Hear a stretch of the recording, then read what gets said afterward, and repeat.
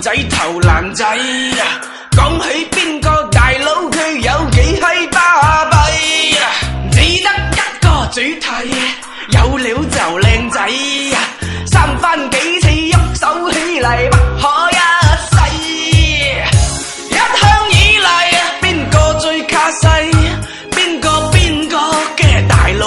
喺邊啲食齊，有邊個以為佢哋係男仔，馬上 call 友出嚟擺平一齊，世界有幾大我頂你個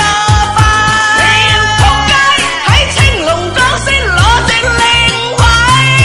你要坑先問下我係邊位，咪怕新禮你即管嚟。歡迎大家收聽山窿山話山長水遠食餅飯冇事做亂嗨錯賴講嘢文化傳播前沿盤計過時新聞，始終一向以為爛仔頭爛仔，但係佢哋梳嘅分頭都貓仔細，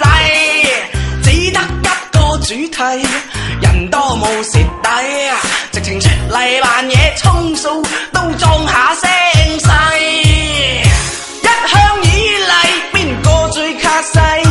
邊個嘅大佬喺邊啲食齊，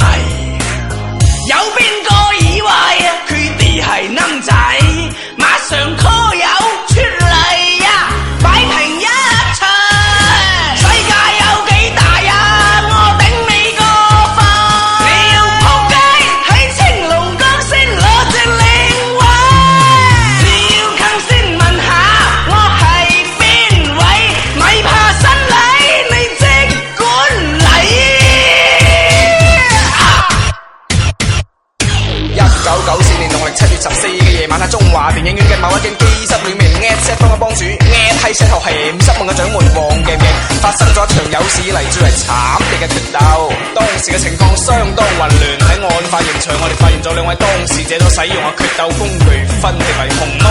同白魔。一向以嚟邊個最卡西，邊個嘅大佬喺邊啲食齊，有邊個以為佢哋係男仔，馬上